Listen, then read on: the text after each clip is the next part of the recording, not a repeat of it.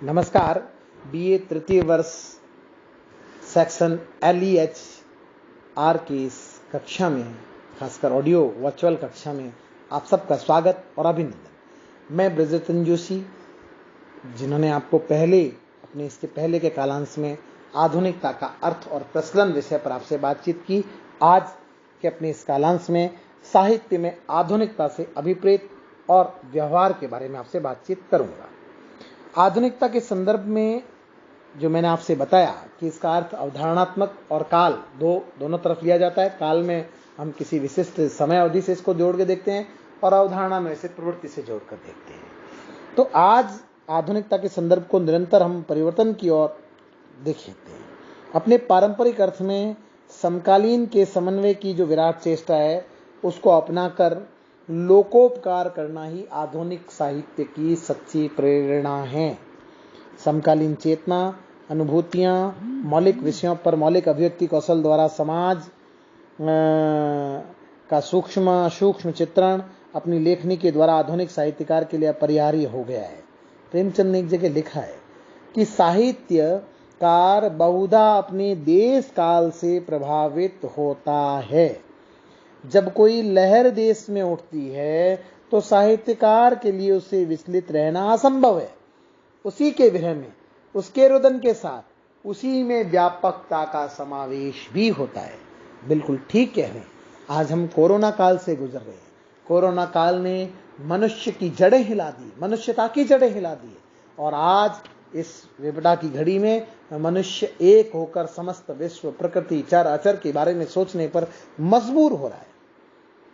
आधुनिक होना अपने आप में परिवर्तनशीलता के गुण का सूचक है। आधुनिकता अपने आप में एक प्रक्रिया है, आप इसे समझिए।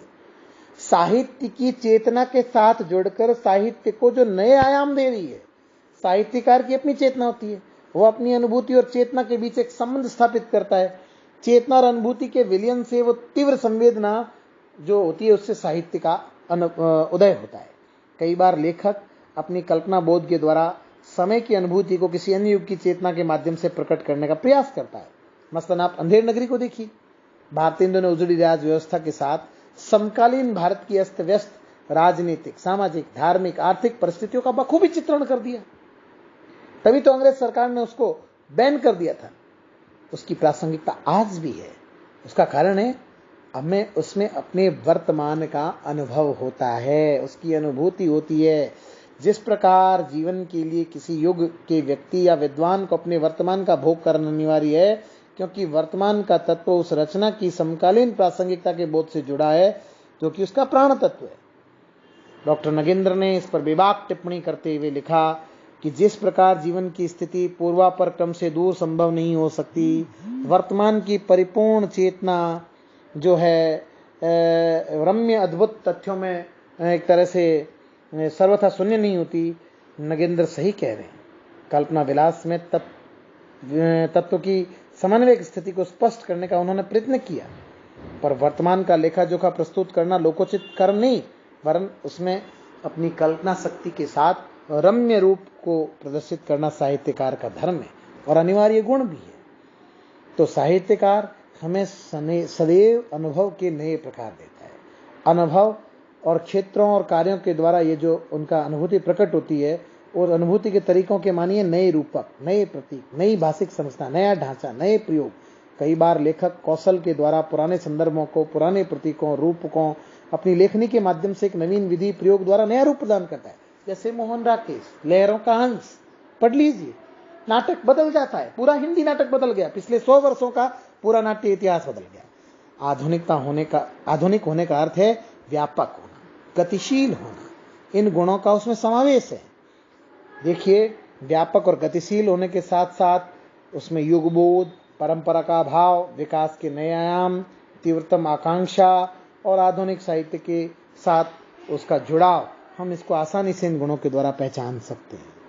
पश्चिम के प्रतिमानों को अक्सर हम भारत के प्रतिमानों में, भारत के संदर्भ में आधुनिकता को देखते हैं, लेकिन भारतीय आधुनिकता को समझने के लिए हमें पश्चिम के औजार और दृष्टि की आवश्यकता नहीं है, क्योंकि वहां का देश काल वातावरण, यहाँ का देश काल वातावरण भिन्न है। सामाजिक परिस्थितियां, राजनीतिक परिस्थितियां, धार्मिक व्यवस्थितियां दर्शन, सोच, व्यवहार सब कुछ भिन्न है।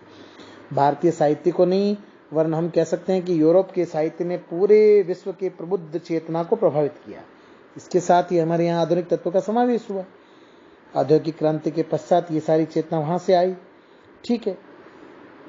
लेकिन देखिए, जो जागृत और विकासमान जीवन की प्रेरणाएं हैं, उन्हें हमें अपने संदर्भों में, अपनी गतिविधियों से, बिना अंधानुकरण किए, खुली आंख से, खुले दिमाग से स्वीकार करना होगा। आज अवसाद और उदासी के विलीन होते भरे पत्तों को छोड़कर भारतीय जीवन में कुंठा, पराजय, विकलता, इसका कारण हम देख ही नहीं पा रहे।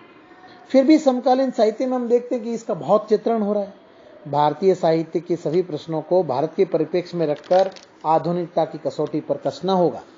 तभी सही मायने में हम साहित्य को आधुनिक विशेषण के साथ संबंधित कर पाएंगे।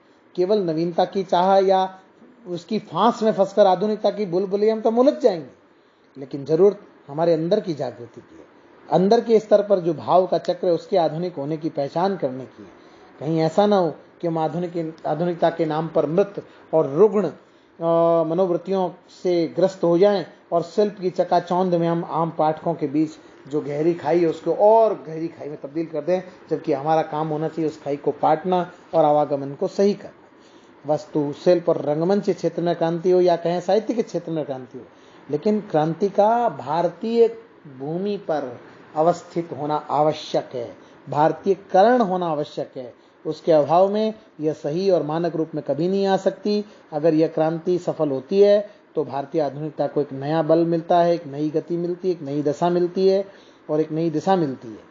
नक्कालों की लंबी और अंतहीन श्रृंखला में जो सबसे ज्यादा तीव्र और नकाल है, आजकल कहा जाता है वही आधुनिक है, लेकिन दुर्भाग्य से ऐसा नहीं है। इसके लिए हमें अपनी भारतीय साहित्य की जो भारतीयता को मूल रूप में जन्म देना होगा, वरना लोग हमारा बेजा फायदा उठाने से चूकेंगे नहीं। हमें सजग होना है, ये हमारा दायित्व बनता है कि हम अपनी साहित्यिक शक्ति के बल पर विशुद्ध भारतीय आधुनिकता के निर्माण में अपना योगदान दें। धन्यवाद।